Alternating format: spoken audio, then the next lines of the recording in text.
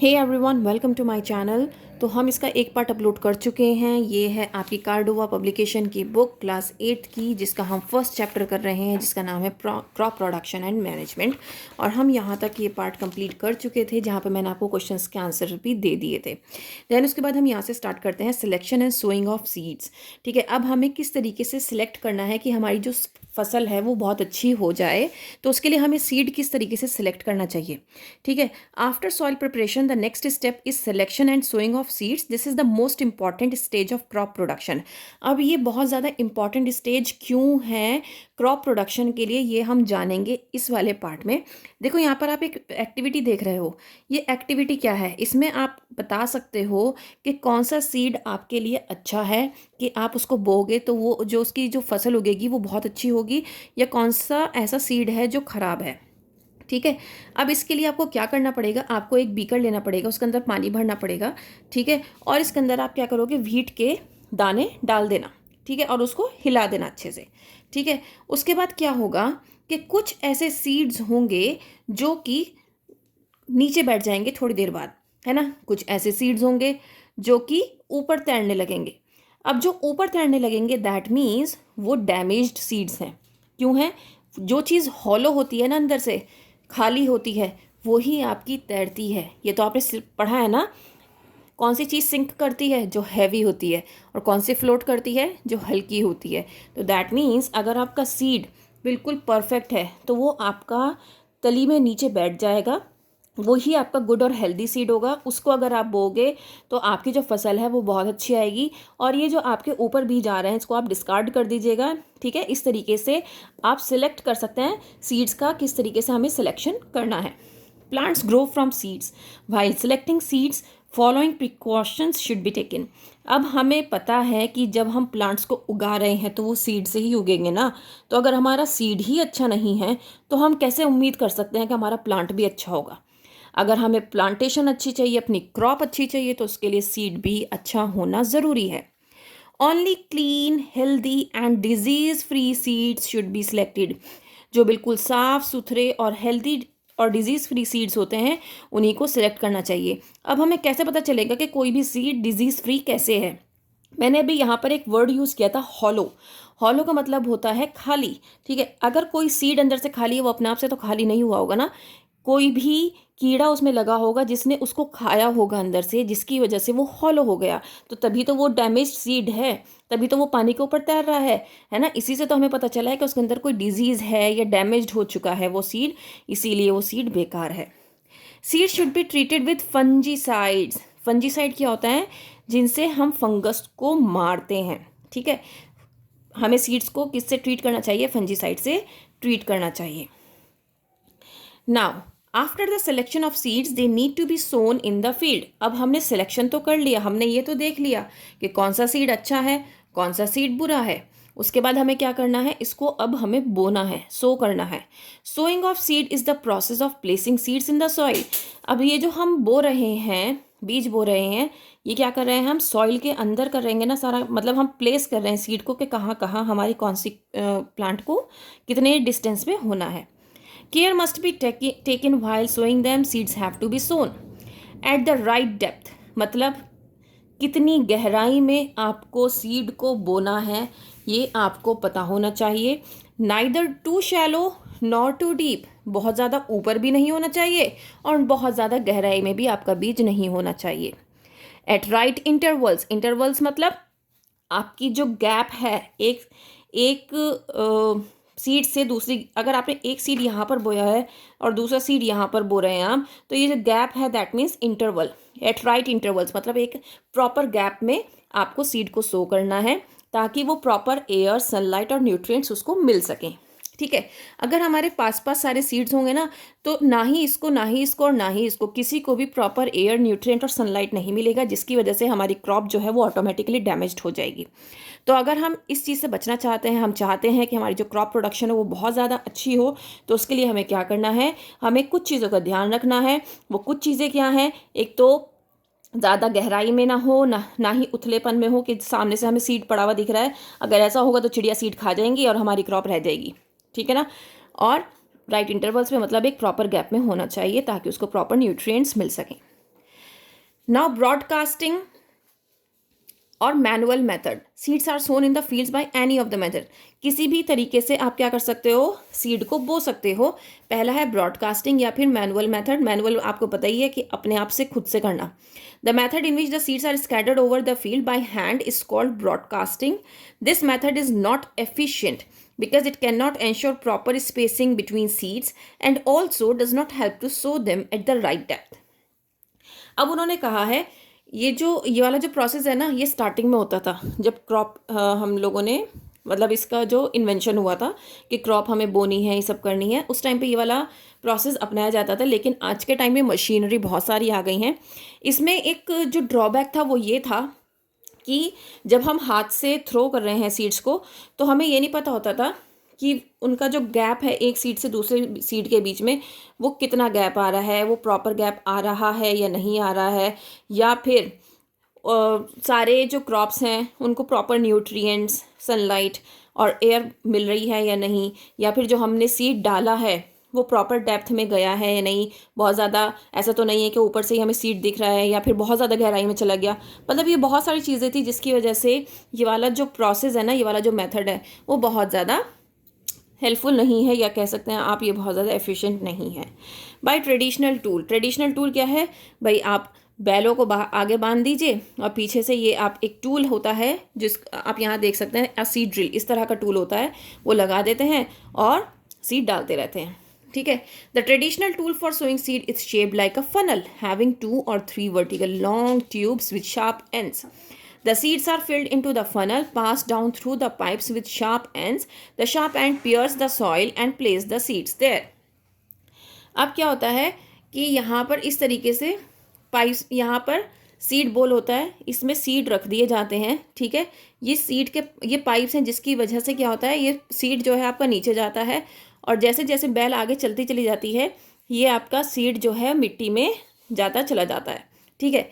Bye seed drill, a seed drill has a funnel-shaped seed bowl connected to several tubes. The drill is attached to a plough. As the plough makes furrows along the field, the seeds in the seed bowl are released through the tubes and gets deposited in the soil. Nowadays, a seed drill is used for sowing seeds with the help of a tractor. अब ये पहले तो गाय बैलों की मदद से होता था, लेकिन आज के टाइम में हम ट्रैक्टर का यूज़ करते हैं। अब तो बहुत सारी मशीनरीज आ गई हैं जिससे हम अपनी क्रॉप को बहुत ज़्यादा अच्छा भी बना सकते हैं। The advantage of using a seed drill for sowing seeds are as follows. अब कौन से एडवांटेज हैं सीड ड्रिल को यूज़ करने के?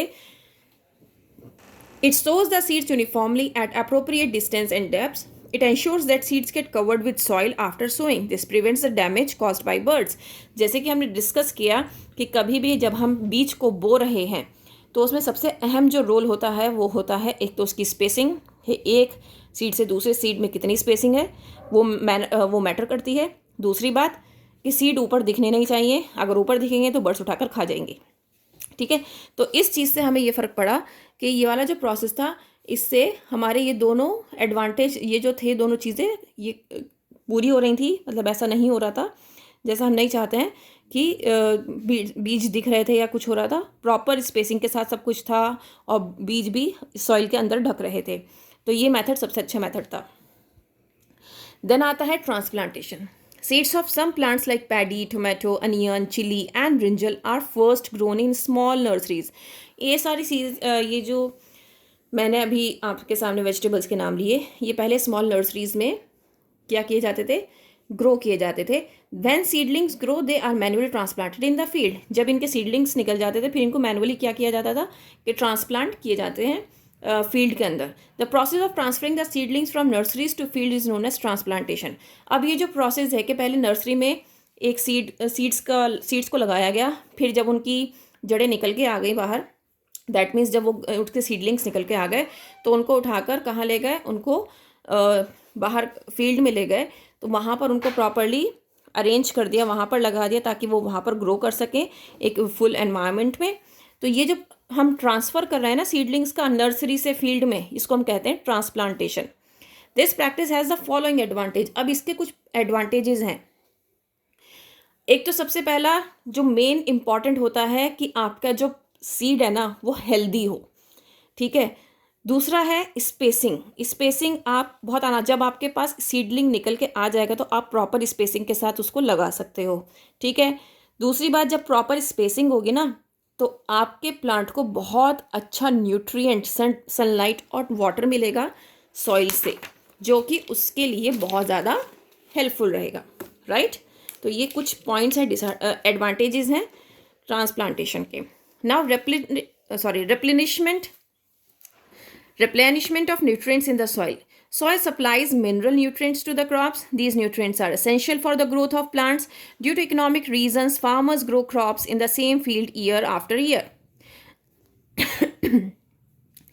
अब सॉइल क्या करता है, आपको मिनरल्स और न्यूट्रिएंट्स देता है क्रॉप्स को, ठीक है, जो कि प्लांट की ग्रोथ के लिए बहुत ज़्यादा इंपॉर्टेंट होता है।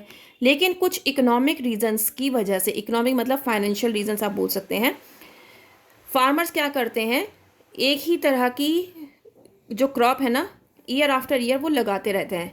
Continuous growing of crops makes the soil deficient in certain nutrient, जिसकी वजह से क्या होता है, जब आप एक ही तरह की क्रॉप उसी फील्ड में लगाते रहोगे ना तो वो जैसे कि कोई भी एक न्यूट्रिएंट उसमें अच्छा था सॉइल में, वो चीज़ उसकी ख़त्म हो जाती है और वो अपनी फर्टिलिटी को लूज़ कर लेता है। इसीलिए कहा जाता है कि जब भी आप कोई क्रॉप ग्रो कर रहे हो तो उसको आप एक साइकिल में ग्रो करो। दैट मीन्स अगर आपने इस बार व्हीट की क्रॉप लगाई है तो नेक्स्ट ईयर आपको लगाना है राइस की क्रॉप। दैट मीन्स आपको हर बार चेंज करके क्रॉप लगानी है। उससे क्या होता है कि आपकी सॉइल की फर्टिलिटी बनी रहती है। दूसरी बात ये, जो उसके अंदर न्यूट्रिएंट्स, मिनरल्स प्रेजेंट होते हैं जो कि क्रॉप्स के लिए बहुत अच्छे होते हैं, सॉइल के अंदर जो प्रेजेंट होते हैं वो बरकरार रहते हैं, वो मौजूद रहते हैं, वो ख़त्म नहीं होते, जिसकी वजह से हर बार आपकी जो क्रॉप होगी वो बहुत अच्छी ही ग्रो होगी।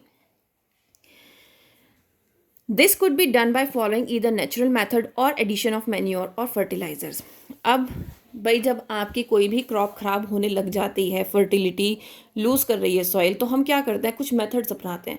वो मेथड्स क्या होते हैं कि हम मैन्योर्स डालना स्टार्ट करते हैं, फर्टिलाइजर्स डालना स्टार्ट करते हैं, राइट। तो यहाँ पे कुछ मेथड्स हैं जो हम यूज़ करते हैं। Basically natural method to restore soil fertility. The fertility of soil is restored naturally by adopting the following methods. Fallowing. In this method, land is left uncultivated. या तो आप उस लैंड को, मतलब उसमें कुछ भी, कोई भी क्रॉप ना लगाओ, ठीक है, 1 या 2 सीजन तक, ठीक है। उससे क्या होता है कि जो लैंड होती है ना, वो लैंड दोबारा से अपने सारे न्यूट्रिएंट्स का कर लेती है, फिर से वो गेन कर लेती है, क्योंकि जितने भी डिकम्पोजिशन होते हैं ना प्लांट्स और एनिमल्स के, वो वहाँ पर प्रेजेंट होते हैं सॉइल के अंदर, जिसकी वजह से उसके अंदर फिर से वो सब न्यूट्रिएंट्स और मिनरल्स प्रेजेंट हो जाते हैं सॉइल के अंदर, और फिर से वो तैयार हो जाती है कि अगर हम एक नई क्रॉप उसमें लगाएंगे तो वो बहुत अच्छी फसल हमें देगी। दूसरा मेथड होता है क्रॉप रोटेशन का। Crop rotation is the method of growing different crops alternately on the same field. जैसे कि मैंने अभी बताया था क्रॉप रोटेशन वाला, इस साल आपने अगर गेहूं की लगाई है तो नेक्स्ट ईयर आपको क्या लगानी है, राइस की लगानी है, ठीक है। इससे क्या होता है कि this helps in the replenishment of soil with nitrogen. You have learned earlier in class 7 that bacteria called rhizobium present in the root of nodules of leguminous plants, जो कि अच्छा राइजोबियम जो है वो लेग्यूमिनस प्लांट्स में root nodules में present होता है। ये बहुत इंपॉर्टेंट क्वेश्चन है, इसको याद रखिएगा, ठीक है। These bacteria convert atmospheric nitrogen into simpler nitrogen compounds which can be easily absorb by plants. Farmers are being encourage to adopt this practice. अच्छा, अब एक दूसरा इंपॉर्टेंट क्वेश्चन आप यहाँ पर सुनिए। इस बैक्टीरिया का, इस राइजोबियम बैक्टीरिया का क्या फंक्शन है? ये अगर लेग्यूमिनस प्लांट्स में प्रेजेंट होता है तो इसका कोई फंक्शन तो होगा, है ना। यस, इसका एक बहुत इंपॉर्टेंट फंक्शन है कि ये बैक्टीरिया कन्वर्ट करता है एटमॉस्फेरिक नाइट्रोजन को सिंपलर नाइट्रोजन कंपाउंड में, या आप कह सकते हैं नाइट्रेट्स में, जो कि प्लांट्स इजीली एब्जॉर्ब करते हैं। This is an important question, इसको याद कर लेना। देन आता है मिक्स्ड क्रॉपिंग। मिक्स्ड क्रॉपिंग क्या होता है? इन दिस मेथड 2 और more crops are grown together in the same field. The crops are selected such that the nutrients requirement of one crop is fulfilled by the other.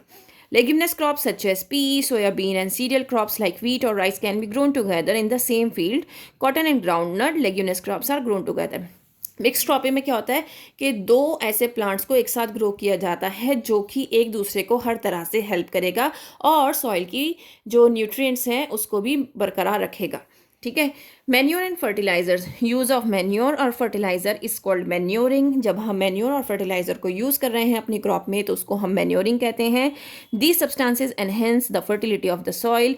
मतलब जो fertility है soil की उसको बढ़ाता है. ठीक है.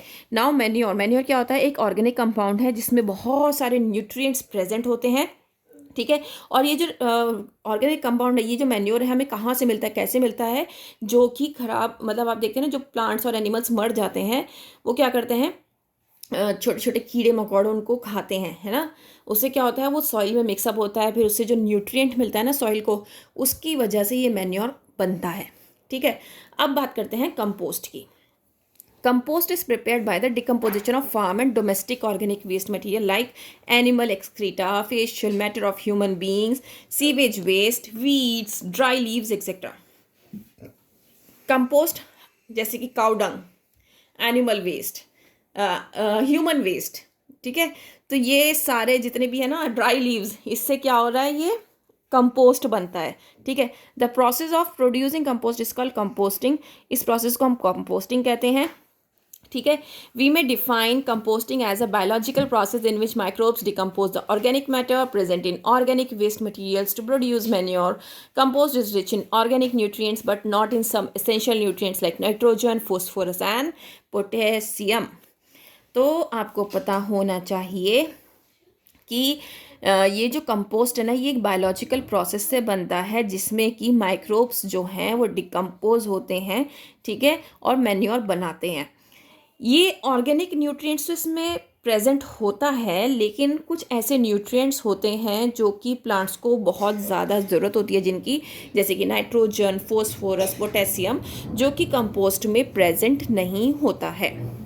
ना green manure. Some crops like sun hemp और sesbania are grown in fields before sowing the seeds. कुछ ऐसी क्रॉप्स हैं जैसे कि सन हेम्प या सेसबेनिया जो कि ग्रो की जाती है फील्ड में सीड को डालने से पहले. ठीक है. और इसको फिर से प्लफ किया जाता है जब सीडलिंग्स जो हैं वो यंग होती हैं. इससे क्या होता है, ये जल्दी से डिकम्पोज हो जाती हैं सॉइल में और सॉइल की फर्टिलिटी इंक्रीज करती हैं अगर हम ये प्रोसेस करते हैं तो. ठीक है. They also provide protection against soil erosion and leaching. अब ये आपको प्रोटेक्शन भी देती है किस चीज़ से, कि भाई सॉइल इरोजन ना हो, आपकी ज़मीन जो है वो बंजर ना बने. बंजर का मतलब क्या होता है कि उस पर हम फिर अगर हमारी सॉइल ख़राब हो जाती है, इनफर्टाइल हो जाती है, तो उस पर हम कोई भी क्रॉप ग्रो नहीं कर सकते हैं. कोई भी क्रॉप ग्रो करेंगे तो वो ख़राब हो जाती है. ठीक है. तो वो ना हो इसलिए हम इस प्रोसेस को अपनाते हैं. Fertilizers are human-made chemical substances which are rich in one or more nutrients like nitrogen, phosphorus and potassium. Fertilizers are produced in factories. देखो कंपोस्ट क्या था, ये नेचुरली सब कुछ हो रहा था. ठीक है. ह्यूमन वेस्ट, काउ डंग, जो ड्राई लीव्स हैं, इससे बन रहा था. लेकिन फर्टिलाइजर्स हम इंडस्ट्रीज में बनाते हैं. ठीक है. फैक्ट्रीज में बनाते हैं. दैट मीन्स ये मैन मेड है. ठीक है. नेचुरल नहीं है. तो नाइट्रोजनस फर्टिलाइजर्स कौन से होते हैं? Urea, ammonium sulphate, sodium nitrate. Phosphatic fertilisers superphosphate, ammonium phosphate. Potassic fertilisers potash, potassium sulphate. Then complex fertilisers nitrophosphate, urea, ammonium phosphate. ये आपको याद होने बहुत ज़रूरी हैं. ठीक है. क्योंकि अगर नाइट्रोजनस फर्टिलाइजर्स की बात की जाए, चलो मैंने आपको एक एक क्वेश्चन दिया, मैंने आपको चारों का एक एक ऑप्शन दे दिया, अमोनियम, सुपर फॉस्फेट, पोटेशियम और नाइट्रोफॉस्फेट. और मैंने आपसे ये कहा कि आप मुझे इसमें पोटेसिक फर्टिलाइज़र बताइए. तो वो आप कैसे बताएंगे, क्योंकि भाई इसमें भी तो फॉस्फेट आ रहा है, इसमें पोटेसिक फर्टिलाइज़र, चलो पोटेशियम आप बता दोगे. फिर मैंने कहा नाइट्रोजनस फर्टिलाइज़र, वो मुश्किल हो जाएगा अगर आपने याद नहीं किया. तो आपको ये याद होना बहुत ज़रूरी है. ठीक है. नेक्स्ट है fertilisers are soluble in water and this are easily absorb by the plants and increase the crop yield. Fertilizers क्या होते हैं, ईजिली पानी में घुल जाते हैं, जिसकी वजह से क्या होता है प्लांट्स को प्लांट्स इनको एब्जॉर्ब कर लेते, सॉइल इनको एब्जॉर्ब कर लेती है, जिससे की वजह से क्रॉप प्रोडक्शन बहुत अच्छी होती है। Fertilisers are usually applied either by spraying using sprayers और थ्रू इरिगेशन कैनाल्स। या तो स्प्रे के थ्रू इन फर्टिलाइजर्स दिया जाता है क्रॉप्स को, या फिर क्या किया जाता है, थ्रू इरिगेशन कैनाल्स क्रॉप्स को ये प्रोवाइड किया जाता है। ठीक है। एडवांटेजेस ऑफ मैन्योर, मैन्योर के क्या क्या एडवांटेजेस हैं वो हम पढ़ लेते हैं। The organic manure is considered better than fertilisers. Organic manure को हमेशा अच्छा कंसिडर किया जाता है फर्टिलाइजर्स के सामने। This is because it enhances the water holding capacity of the soil, क्योंकि वाटर होल्डिंग कैपेसिटी जो होती है सॉइल की उसको वो इंक्रीज करता है, एनहेंस करता है और सॉइल को पोरस बनाता है, ताकि जो गैशियस एक्सचेंज है सॉइल और प्लांट्स के बीच और वो बहुत अच्छे से हो सके। ठीक है, जिसकी वजह से जो सॉइल फ्रेंडली माइक्रोब्स हैं वो इजीली सॉइल में आना जाना कर सकते हैं और आपकी क्रॉप्स को क्या कर सकते हैं, बहुत अच्छा बना सकते हैं, आपकी क्रॉप्स बहुत अच्छी ग्रो कर सकती हैं।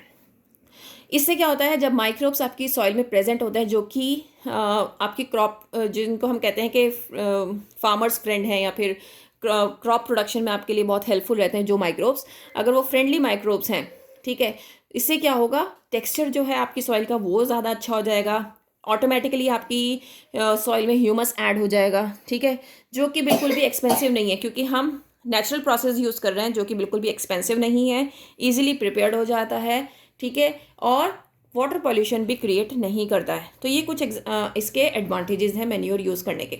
ठीक है, यहाँ पर कुछ पैरामीटर्स दिए हुए हैं, मतलब आपको डिफरेंस देख सकते हो, आपके फर्टिलाइजर्स और मैन्योर का क्या डिफरेंस है, ये बहुत इंपॉर्टेंट है।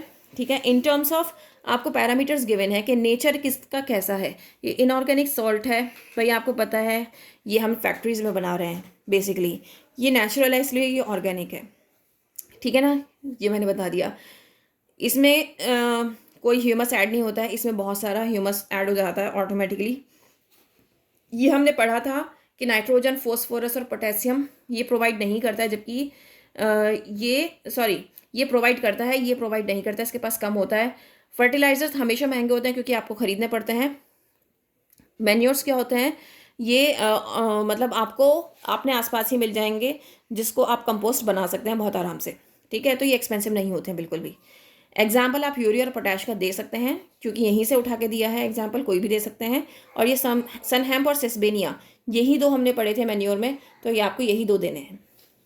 Then disadvantages of using fertiliser. अब अगर हम फर्टिलाइजर्स को यूज़ कर रहे हैं तो उसका कोई ना कोई नुकसान भी तो होगा, बिल्कुल है।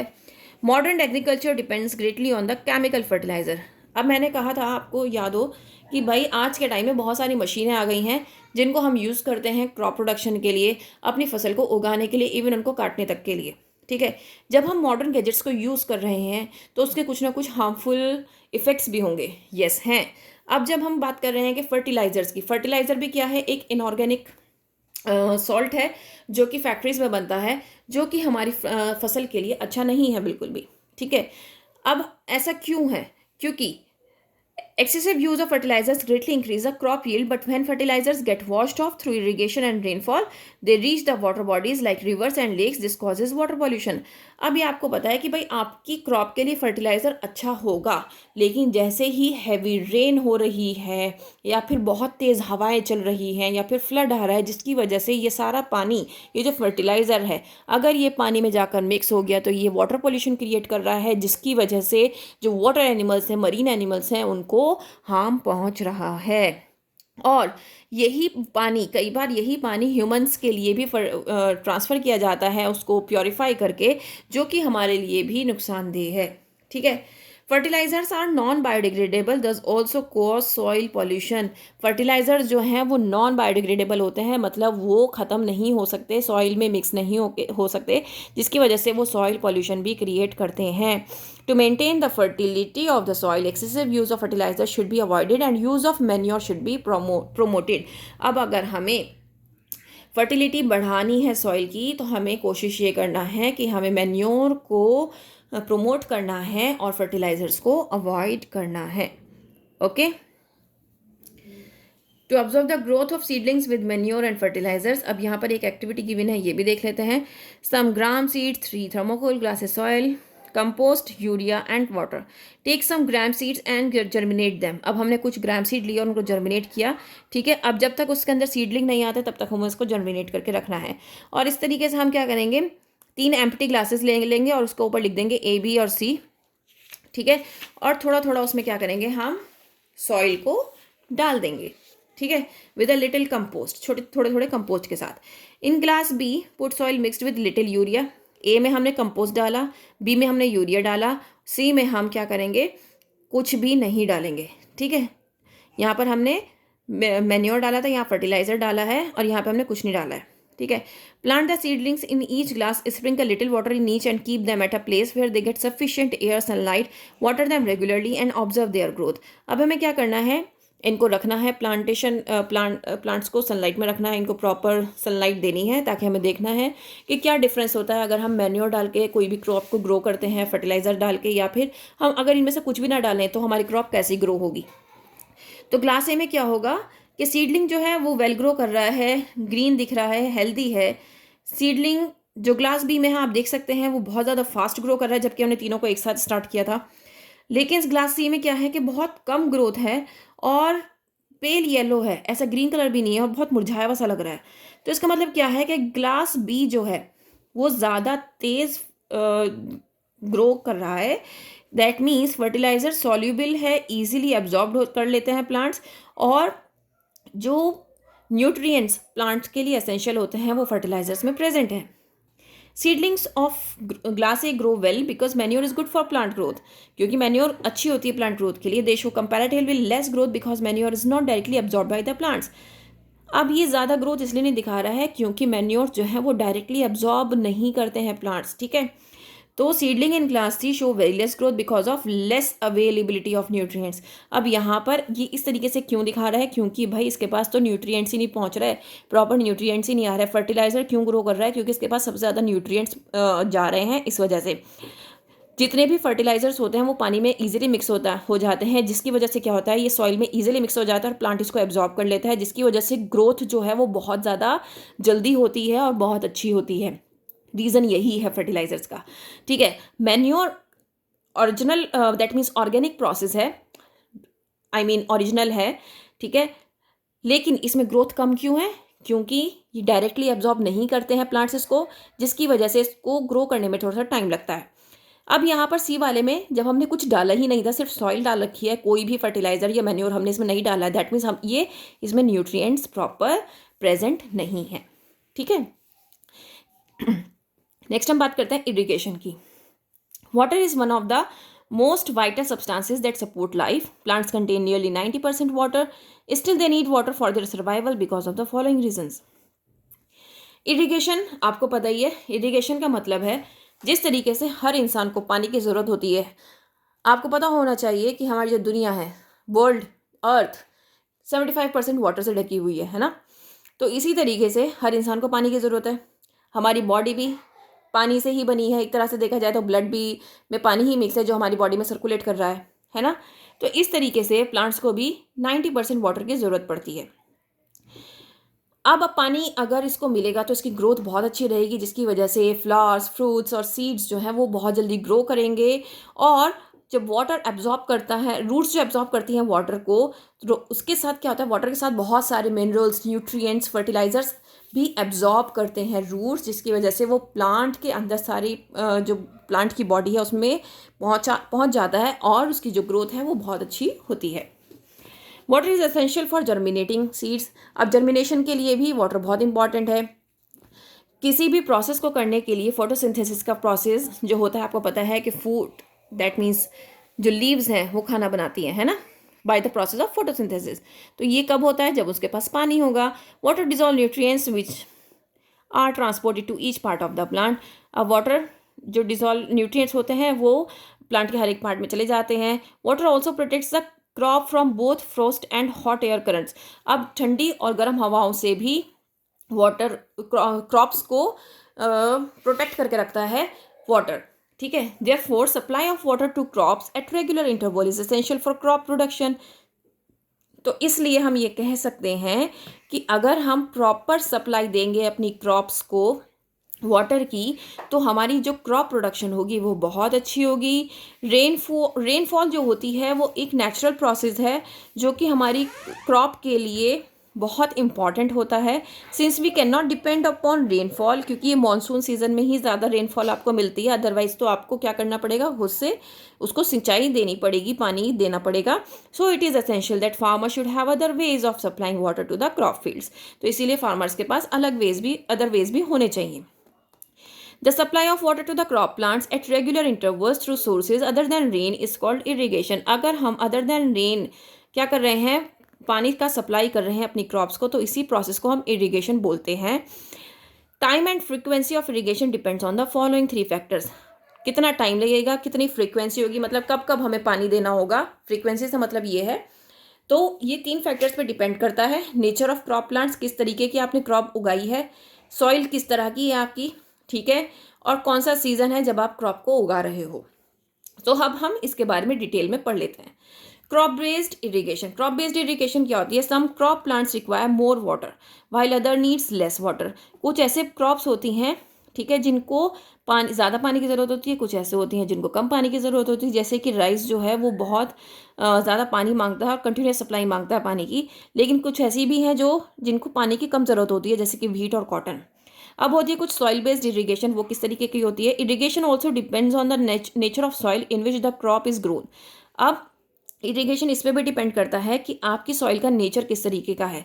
Sandy soil needs frequent irrigation, मतलब अगर आपकी जो सॉइल है वो सैंडी सॉइल है तो उसके लिए आपको रेगुलर पानी देना पड़ेगा, फ्रीक्वेंट इरिगेशन देनी पड़ेगी, क्योंकि उसकी जो रिटेनिंग कैपेसिटी होती है ना, वाटर को रिटेन करने की, वाटर को सोख के रखने की, वो कम होती है, ठीक है। क्ले सॉइल की क्या होती है, वो उसके लिए आपको थोड़ा सा कम पानी देना पड़ेगा, मतलब ऐसा नहीं है कि रोज़ाना देना पड़ेगा, क्योंकि उसकी जो वाटर रिटेनिंग कैपेसिटी होती है वो ज़्यादा अच्छी होती है in comparison with Sandy soil. Season based irrigation. Season based मतलब इन समर्स में आपको ज़्यादा से ज़्यादा पानी देना पड़ेगा, क्योंकि इवेपोरेट होता रहता है, जिसकी वजह से सॉइल्स और लीव्स जो हैं वो बहुत जल्दी दरारें पड़ जाती हैं। आपने देखा होगा कि आपके अगर घर में प्लांटेशन हुई हुई है, गमले रखे हुए हैं, तो उसमें सॉइल में दरारें पड़ जाती हैं जस्ट बिकॉज की इवेपोरेशन होता रहता है। तो इसलिए वहाँ पे हमें जल्दी जल्दी, इवन सुबह शाम भी पानी दोगे तो भी आपके प्लांटेशन ख़राब नहीं होंगे, अगर ज़्यादा तेज़ धूप है, बहुत ज़्यादा गर्म जगह पर रह रहे हो तो। अदरवाइज तो आपको रोज़ाना देना ही देना है सही गर्मियों में। Sources of irrigation. The source of irrigation are wells, tube wells, ponds, lakes, rivers, dams and tanks and canals. ये आप किसी भी तरीके से आप इरिगेशन कर सकते हो। ट्रेडिशनल मेथड क्या होता है इरिगेशन का?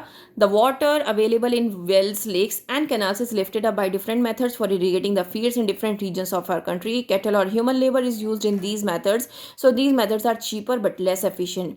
अब आपने देखा होगा पहले ये वाले जो प्रोसेस थे ना, ये प्रोसेस पहले अपनाए जाते थे ताकि हम हमारी क्रॉप्स तक पानी पहुँचे.